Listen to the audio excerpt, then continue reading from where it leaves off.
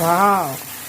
Then, ilagay natin yung flower ng bulaklak. Oh. Bulaklak ng kalabasa. Flower ng bulaklak. Yes.